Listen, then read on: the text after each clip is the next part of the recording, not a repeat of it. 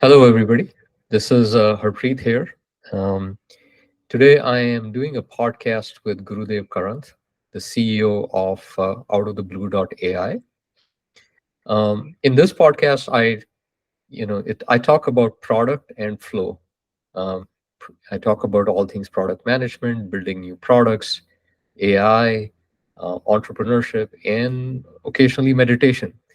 So today, in this conversation, we'll talk about product, entrepreneurship, and dig deep into Gurudev's mind to see what he has to say.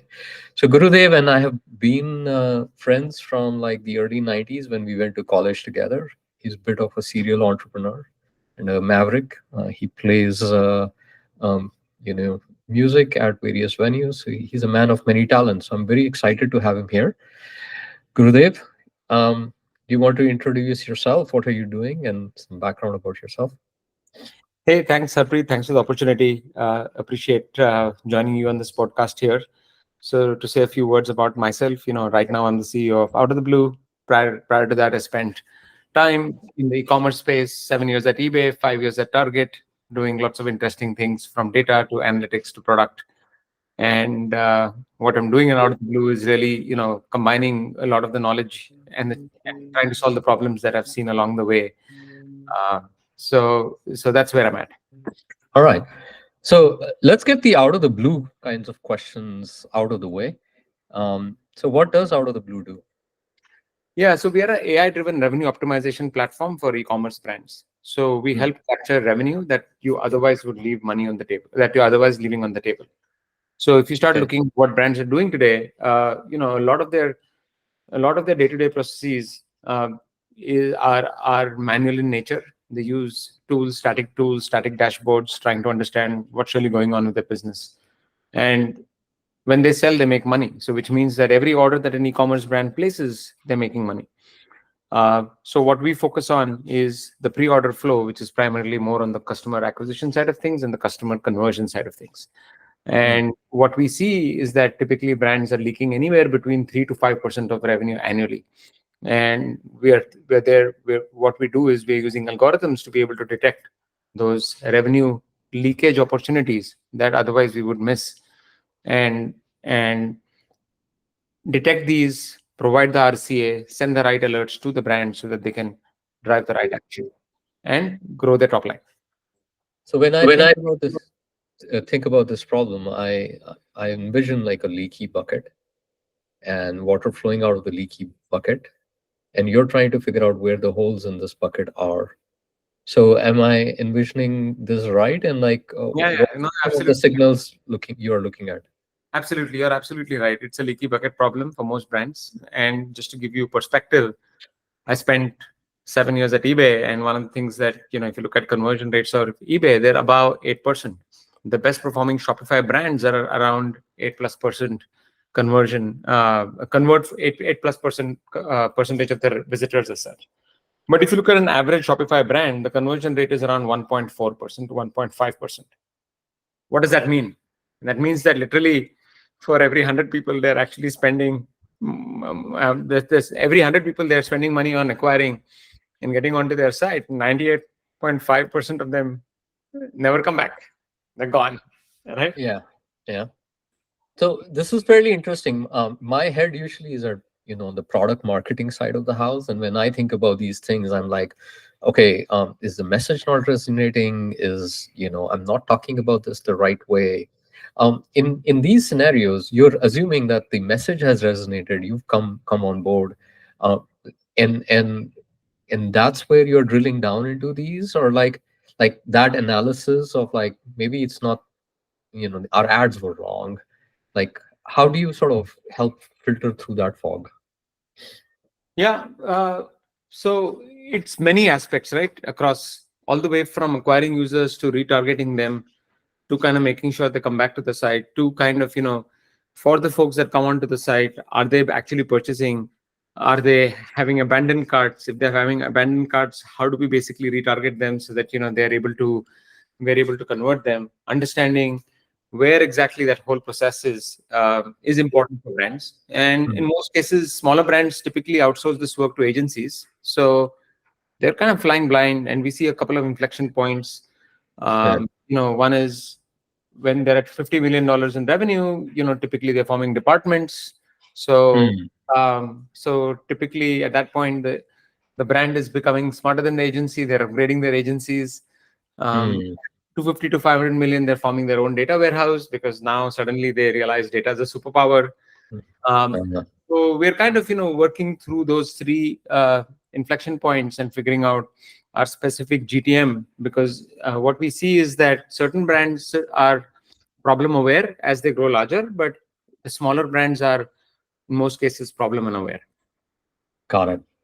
And like 1.5% conversion rate is like just piss poor. It's just I'm kind of blown away with that.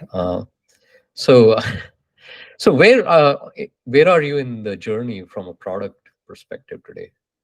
Yeah, from a product perspective, we're making progress, great progress. It's a very hard problem because what we're trying to do is typically, as I said, this work's done by an agency, or in Mm, most cases, an analyst comes into an organization when they're above 100 million or so. Um, and what we're trying to do is provide those insights to the business folks by automating the last mile in analytics, right? mm, So if you look at the overall life cycle from an e-commerce perspective, right now we're only focused on pre-order, and even within that, we're focused on acquisition and conversion. But especially with Gen AI, there are so many more possibilities and capabilities that exist in terms of us not only bringing mm, um, LAMs and automation, but again, staying in the realm of business solutions is where we are at. mm, We're just getting started. We built mm, our version one of our AI app that is primarily mm. focused on revenue leakage, which sits on top of our data platform. And now we're looking at building additional AI apps around conversion optimization and like as the year progresses, before we start looking at post order experiences. Got it.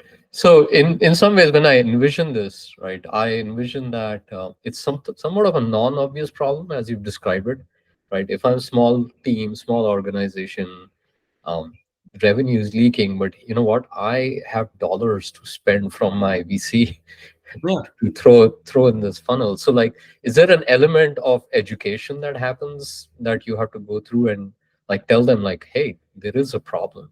I presume like convincing and talking to them and showcasing this problem is hard, is it? Good question. So I think you're right. In most cases, they're problem unaware. Mm, Also, they don't know. I don't think there are ready stats available around how, let's say, a beauty brand performs against others in the cohort.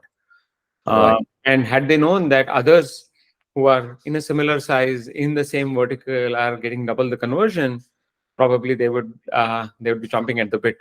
But since you're data blind on these things, and you hear about these things either through some case studies or through conferences, uh, everyone Yeah, thinks they're doing well, right? And the agency is also incentivized in saying that hey, you guys are doing well, right? yeah, Because yeah. so that's where we want to be the agnostic solution that helps provide value in Yeah. this space and brings about centralization across the space. It's very exciting actually. To your earlier point, as I came into Launchable, started looking into sales and marketing, and I had some of those questions. How are we doing compared to others? And like the answer, either you get from your VCs or somebody else. So I have this thing is that if the next one I'm going to do in the marketing or the sales space because there's so much opportunity here. But coming back to the product, like so, what's new and exciting that you're looking at in the next 3 months or 6 months from product perspective? Yeah, so we're excited about how things are shaping up, right? Mm, And especially as I was mentioning, in the pre-order space as well, we're looking at lambs very seriously in terms of bringing automations and workflows. If mm, you look at the lay of the land and what we were trying to do, we're trying to basically automate detecting where where the business is going, what mm, is changing, where it is changing, so that we can drive the right root cause analysis and potentially drive the right action. mm, So so the action layer, I think, given Gen AI is kind of shaping up pretty well, and I Mm. feel like we're able to build our early version of a product on that, and we should be launching that later Oh, this. that's so that was going to be one of my follow-up questions. So like what's the impact of LLMs and Gen AI in your space, and how is that shaping your thinking? Yeah, so there are two aspects, right? Both on the LLMs and on the LAMP side, right? On the LLMs, it's primarily more about, if you start looking at every tool that exists out there, it's just Uber dashboards, right? Mm-hmm. Um, like you get to a screen where there are 20, 30 metrics with, like, visualizations and graphics, everything having a plus 20% to minus 20%. So now Right. uh, most people are lost in dashboard land. They can't contextualize and relate how these metrics come together. Uh, Mm. so so what we see is that only 20% of people in the organizations are actually using that data meaningfully. Mm-hmm. Other 80% are dependent on the other 20%, if you will. Mm-hmm. So what we try to do, so especially with Gen AI, we're seeing that we're doing we are as we do our launch, we want to see, does that actually drive traffic away from self-serve analytics, which is really our dashboard slicing, dicing, pick your metric, Mm. pick your time frame, and then kind of Mm. start overlays, which is typically how folks are do their analysis. And a very small fraction of people are very comfortable with that view of the world. And we Mm. feel LLMs will, and Gen AI and conversational analytics will help broaden the reach of Mm. data analytics for a typical business user who is non-technical. Mm. Uh, and then, especially on the action side, we feel that through LAMs, and I did a post on that earlier this month as well, with the Rabbit R1 and so on and so forth. We're looking at simple workflows where we can automate the last step whenever we identify issues and so on and so forth, because different issues have different Mm. types of actions associated with them. Mm. And that's where I think, we want to be. So if I get a level deeper, what you're saying is stop going to the dashboards. There's some element of conversational analytics here where I, as the demand gen person here, which I think is the persona you're targeting here, can ask some questions, and these questions can be pretty broad-ended. Is like where and how much is the leakage of the bucket, and then the platform kind of comes back, the product comes back and returns the result. Did I envision that right? Yeah, meaning it can be as simple as, how are sales in this particular category versus what changed, what am I selling more of, what am I selling less of, versus, you know, uh, pointed questions around leakage, right? But, you Yes. start off with business questions, and then you get into identifying what are these things that, need the Hmm. specific action as such. That's pretty cool. So in I'm going to take a few more questions in this space, and then we'll move to the entrepreneurship things. So when you look around in the e-commerce space and you look around the new tooling that's coming out and new vendors like you coming out, um, eh, have you looked at something that you go, huh, that's quite interesting? I should. Yeah, that's a very novel approach. Is there something on your radar like that?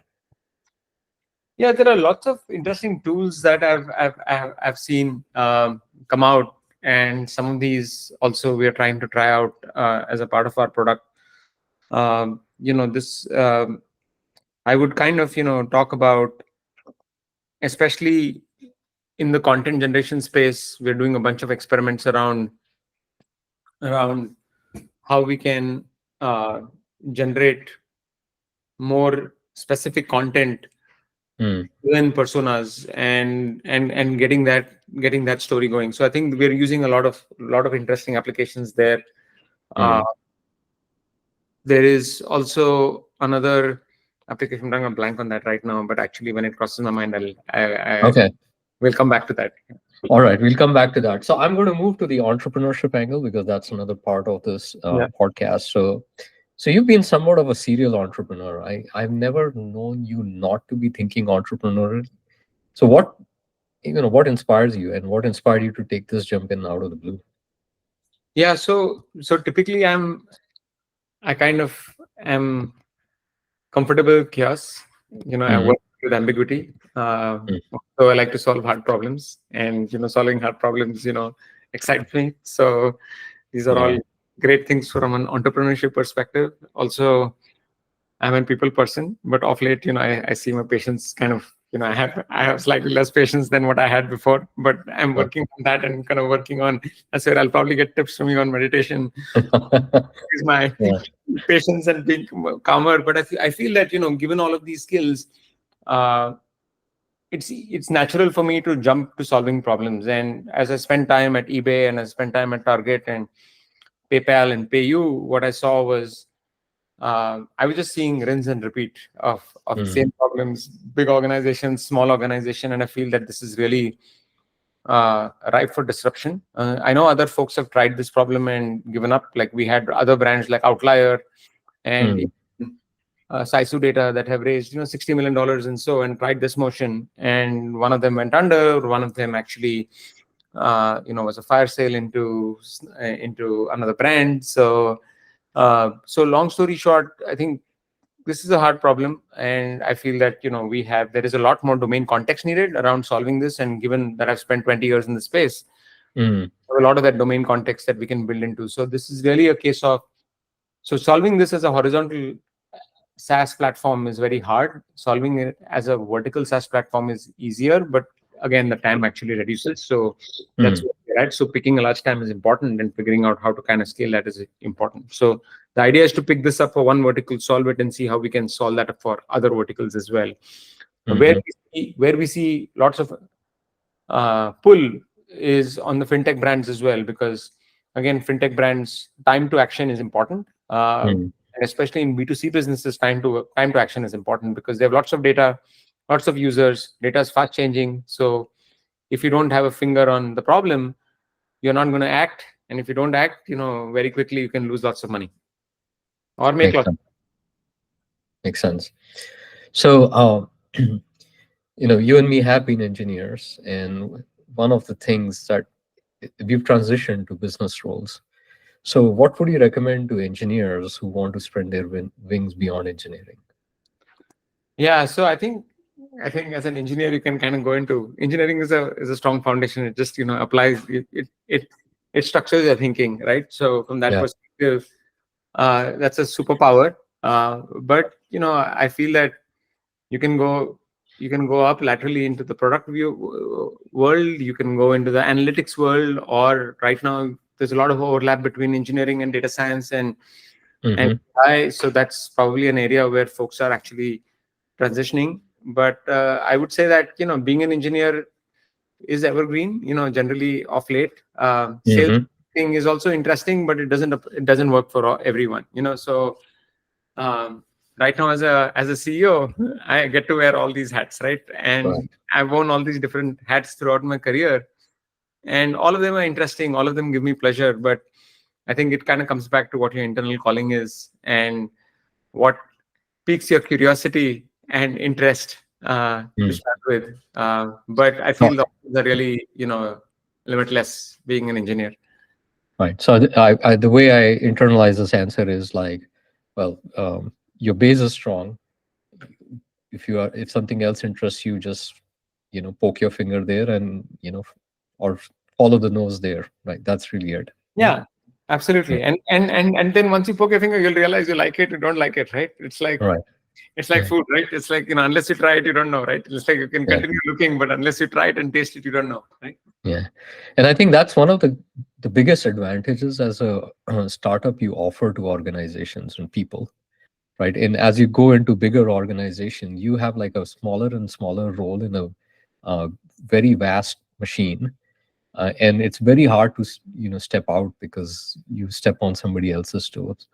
In a startup, if somebody wants to try this, join in, and like there's so many problems, nobody cares. Like if people care about solving the problem, and nobody cares about like their kingdom, right? So uh, I think that's one of the advantages of being in startups. So my next question is like is around data, right? You're building a data company. Launchable is a data company, and one of the problems that we had is like when you are building a solution on top of data, you need data to go start it. And so I'm pretty sure lots of people out there are now thinking, well, I need a data company, I need an AI company. And like, how did you sort of solve this challenge of bootstrapping with data. Like e-commerce sites are not coming to you and pushing their, you know, conversion rates on the web, right? So you have to have like custom specific data here to go with. So Yeah. No, no, makes sense. Makes sense. No, actually, you have to be creative, right? Initially, we looked, hey, lots of brands will have their website data that we can actually find. We searched and searched and searched, and we found like, very little oh, data. really? Right? Right? Okay. And we're Okay. like, okay, let's figure out something else. So we started during COVID. So the good thing was, COVID data was pretty much public domain. Oh, okay. And we started building our first models on COVID data, right? So we had information we had data by country, by state, and across different demographics and so on and so forth. Hmm. So we kind of cobbled together, data from New York Times, which was lot more. Uh, a lot more detailed for the US versus other data from this site that was this New York based college. So we started there, right? And we kind of Uh, built that out. Then over time, as we kind of built our first version of models, we were able to then take this out to customers, and we were able to sign up design partners. hmm. And this is where we tried working with a couple of design partners initially, right? We worked with e-commerce brands. Back then, when we started, we were not very vertical. We were slightly horizontal. So we got some telecom data. We got some data from a different type of industry as well, and looked across it, and that helped us kind of say, okay, these are harder problems. These problems are interesting. This is where there's similarity, so on and so forth. So then our models got better over time, and then and what we've done now is started to kind of look at data from smaller brands and larger brands. And again, I think design partnerships is one way to go about it, or Hmm. finding someone who has problems to solve, who is happy to share their data in return for value, is another model Hmm. that we've employed. So so I think it's kind of looking outside what the standard tested mechanisms are, or find relatable problems that you can actually first build your models on, and then kind of start tuning it Hmm. over time would be my recommendation. Because you will not get everything perfectly baked, served out on a red carpet for you all the time. Right. Right. That's part of the entrepreneurship journey. Right. So what's interesting here is you sort of looked at public domain and saw like which data set could map to your worldview, and then you've sort of taken that and Yeah. trained that and gone to design partners from there. Yeah. That's that's great. Now, the other piece of like conversations that I have with other entrepreneurs is, there's so much advice out there on what a minimal viable product is, and like, can you charge for it? Can you don't charge for it? Like, so in your opinion, like, how do you think about taking nascent products to like an MVP status? Like, how, when you think about out of the blue, at some point you decided like this is good enough, and like help me walk through that sort of decision making and journey that another entrepreneur sitting out there reading about this can learn from. So getting to MVP is a hard problem, right? Like, I think it's very hard for us to cut scope as product owners. It's Mhm. very it's easy to build it's easy to build bloat. I think we've kind of gone that route, failed a little bit, come back to where we are at, right? But in terms of taking a nascent product out, I would say that my advice and my, my advice would be to start working with brands. If someone gives you an opportunity to solve their problem, take that on. Don't look at making money. If you Mm, can make some money as a part of that equation, great. But getting access to data is very important, so that you can actually build your MVP. You can solve the problem. And especially in a domain like ours, it's a hard problem. It takes time. So finding someone who can support you through that life cycle is going to be mm. important. But this is where, as an entrepreneur, you need to have many prongs in the fire, so that you're not Mm. You're not putting all eggs in one basket, right? And you're kind of working through that. If you have 5 dozen partners that you work with, maybe you lose one or two as a part of that equation, but having five gets you, if three of them stick along, you have made great progress, you worked with them, and then you can always, add the additional two or three as you go through. So getting that volume is important. I feel that in most cases, finding that volume is hard. Hmm. So if you're selling to five different brand, you make it harder for yourself.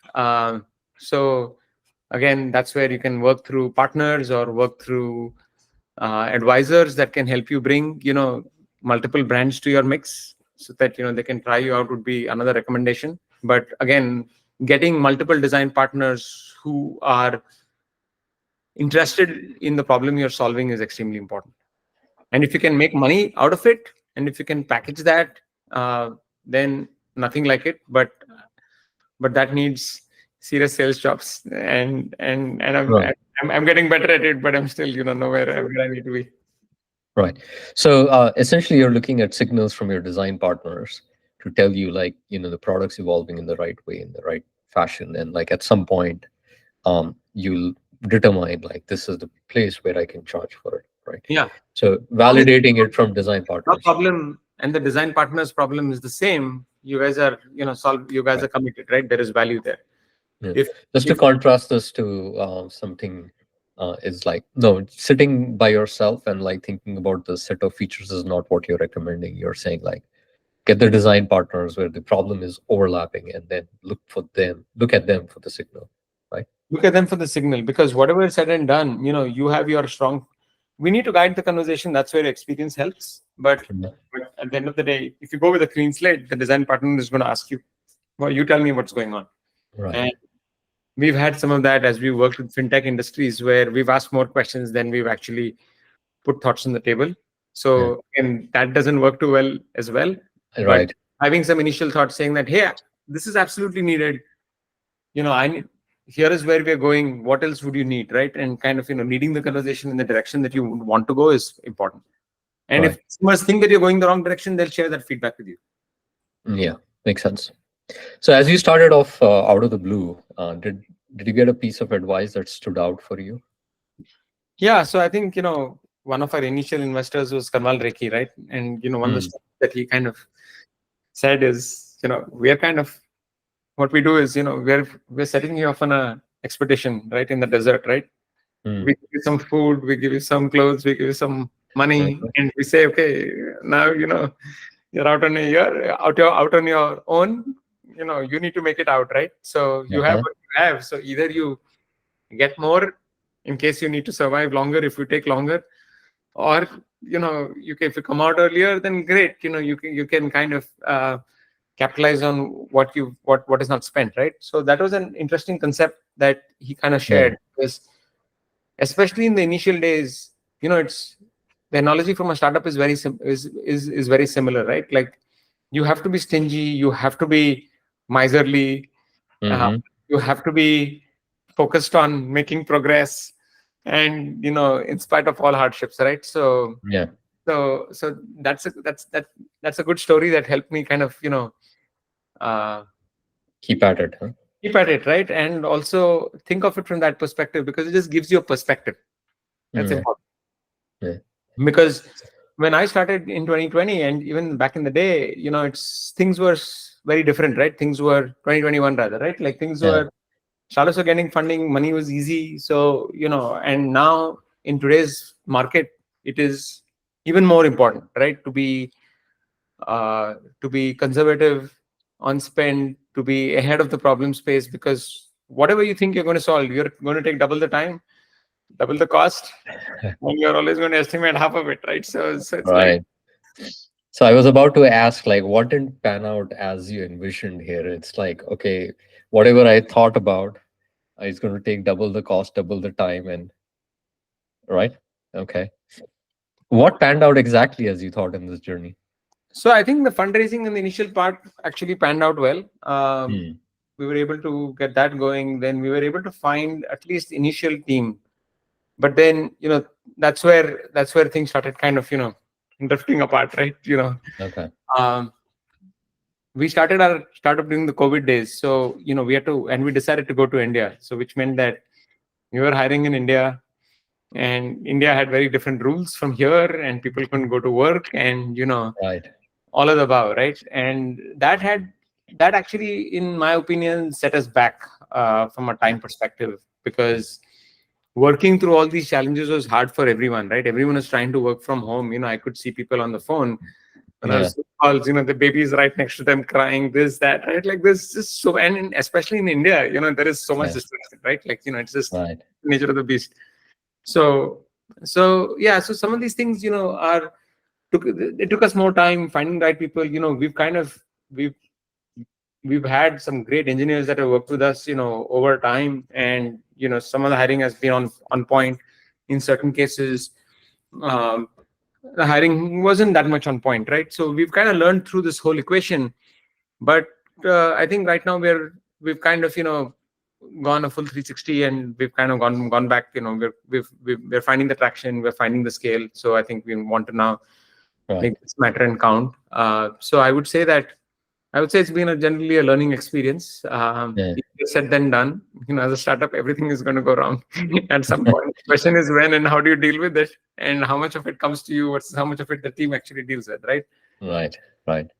So if it makes you feel better, like when we also started in the COVID times, and our hypothesis, we just started before COVID, and our hypothesis was like, we will build a company in the US. And because we've been working in distributed companies forever, and our advantage as a startup is like we can work with anyone wherever they are, like in the US, right? Like, and then COVID happened, and then work from home became a norm, and like suddenly these same engineers were unaffordable for startups. Like your advantage just completely was taken away. So you would probably end up in the same place as we did, which is go outside the country and hire. Okay. So what's the one thing that you want to recommend to people who want to start company in the e-commerce space? Is there some domain specific, knowledge that you've picked up that you want, to highlight to people? So e-commerce is a broad area, right? If you're in the, if you, I think generally speaking, we've been in the e-commerce analytics space, if you will. So I feel that there is pretty much every technology is, meaning has to adapt in most cases, given what's going on. There is Uh-huh. a lot more automation. So I would say that definitely embrace, Gen AI and whatever you do, because there is value to be had. There is knowledge to be gained, and also especially in the data and analytics space as well. I think focusing on business problems rather than technical problems is probably a good one. All right. So this brings me to the end of this conversation. And if you know me well, there's one common power question I always ask, which is any question that I should have asked that I didn't. So I would say that, from your perspective, one of the questions that you should probably ask is more around um, fundraising, potentially Mm, for at least for newer uh, entrepreneurs, because fundraising has just become progressively harder. I mm, think people typically end up underestimating what it takes to fund. mm, In today's world, it's actually very easy. It's much easier to raise with a PowerPoint than have a product and raise, because then you get into a different set of questions. mm, But I would say that it's all preparation, understanding. I think the space has evolved a whole lot. Money is no mm, longer easy, so I would recommend that startups who are looking to raise money start reading up about how fundraising is at. Start, there are lots of folks on LinkedIn who run accelerators slash you know cohorts around fundraising prep and so on and so forth. So I would highly recommend that folks do mm. that, and to help them with their fundraise. And it's all about messaging and positioning. So being able to articulate a story, practice is the most important. So telling a story many times over is extremely important. So I would say Okay. that those are the two things that I would say you should probably include in your entrepreneurship All mix. right. All right. Okay. Gurudev, thank you so much. This was a very interesting conversation, and I guess we'll have some of these in the future too. Awesome. Thanks so much. Appreciate this conversation. It was a fun one, and good luck with Launchable. And we'll be in touch. Thanks. Cheers. All right.